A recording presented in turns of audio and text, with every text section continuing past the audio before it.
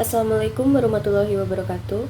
Sebelumnya perkenalkan saya Bilana Rizky Amanda, mahasiswa Sastra Indonesia, Fakultas Ilmu Budaya Universitas 11 Maret dengan NIM B02230085. Di sini saya akan memaparkan mengenai syair negeri Patani. Sebelum kita masuk kepada isi muatannya, saya akan menjelaskan terlebih dahulu mengenai deskripsi naskah syair negeri Patani. Judul syair ini adalah Syair Negeri Patani. Kemudian jenis naskahnya merupakan sastra Melayu klasik yang berbentuk nadom atau syair berpola yang biasa dilakukan. Setelah itu syair ini menggunakan bahasa Melayu sebagai bahasa utamanya. Dengan aksara yang digunakan adalah aksara Arab Melayu atau Jawi. Jumlah halamannya adalah 41 halaman, kemudian jumlah baris per halamannya adalah rata-rata 23 baris. Jumlahnya bervariasi antara 16 sampai 25 baris, namun rata-ratanya adalah 23 baris per halamannya. Selanjutnya adalah ukuran naskahnya adalah 22 dikali 16 cm. Tahun penyalinan naskah ini adalah pada tahun 1351 Hijriah atau 1932 Masehi. Untuk yang menyalin naskah ini adalah Al-Fakir Wan Ismail. Tempat penyalinannya adalah di Padang Patani. Keadaan naskahnya kurang baik, terdapat banyak bagian berlubang karena dimakan serangga. Tempat penyimpanan naskah ini terdapat di Pusat Dokumentasi Melayu, Dewan Bahasa dan Pustaka Kuala Lumpur, dengan nomor katalog MS182. Selanjutnya saya akan menjelaskan tentang syair negeri Patani. Syair ini adalah sebuah karya sastra Melayu klasik berbentuk syair sejarah yang ditulis dalam aksara Arab Melayu atau Jawi dan berbahasa Melayu.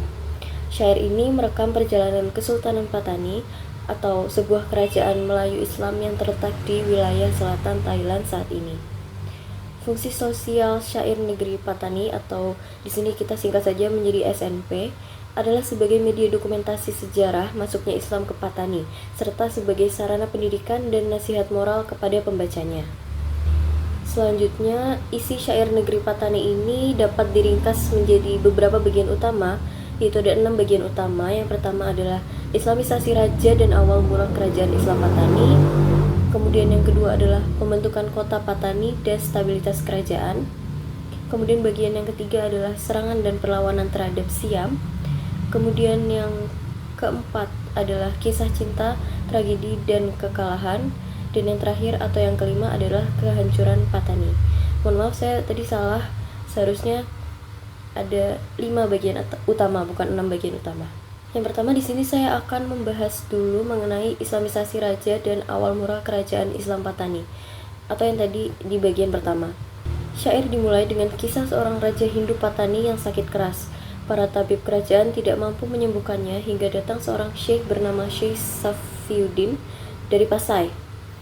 Ia menawarkan kesembuhan dengan syarat sang raja harus memeluk agama Islam. Sang raja awalnya ingkar janji, namun setelah 3 kali disembuhkan dari penyakit yang kembali kambuh, ia akhirnya menepati janjinya dan kemudian masuk Islam. Setelah peristiwa itu, ia mengganti nama menjadi Sultan Muhammad dan menginstruksikan penyebaran Islam ke seluruh negeri. Peristiwa ini memulai era Islamisasi Patani. Kemudian masuk kepada bagian kedua, yaitu pembentukan kota Patani dan stabilitas kerajaan. Sejarah Islam menjadi agama resmi kerajaan. Sultan Muhammad membangun sebuah kota bernama Pak Tani atau Patani. Kota ini tumbuh menjadi pusat pemerintahan dan peradaban yang aman, religius, dan dihormati. Patani juga menjadi tempat berkumpulnya para ulama dan masyarakat dari berbagai penjuru. Kemakmuran Patani ini kian nyata ketika perdagangan mulai berkembang pesat. Wilayah ini menarik perhatian saudagar-saudagar dari luar negeri, termasuk dari Eropa. Bahkan dalam syair disebutkan bahwa bangsa Portugis mulai berdagang di Patani dan memperkenalkan senjata api kepada masyarakat setempat. Kemudian di sini saya sajikan data teks syair negeri Patani pada halaman 11 baris ke-13 sampai 15. Yang berbunyi, di dalam masa Raja Hijau, perintah malam berasa sahaja amat susah. Orang-orang Siam tidak datang menyerang, perkara yang berlaku serah ke Tuhan. Negeri Patani amatlah maju, baiklah mari pikat beradu. Nah, syair Negeri Patani ini menampilkan tokoh-tokoh kerajaan dengan nama berdasarkan warna. Yang pertama adalah Raja Kuning. Raja Kuning ini melambangkan kesucian. Warna kuning identik dengan kebangsawanan dan hanya boleh digunakan oleh keluarga kerajaan. Selanjutnya adalah Raja Hijau. Raja Hijau melambangkan kemakmuran, kesuburan, dan kejayaan.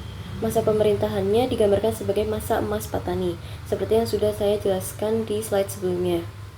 Kemudian yang terakhir adalah Raja Biru. Raja Biru ini melambangkan kekuatan dan keperkasaan, khususnya di lautan. Ia digambarkan sebagai penguasa yang tegas dan berwibawa, namun juga keras terhadap rakyat dan saudagar.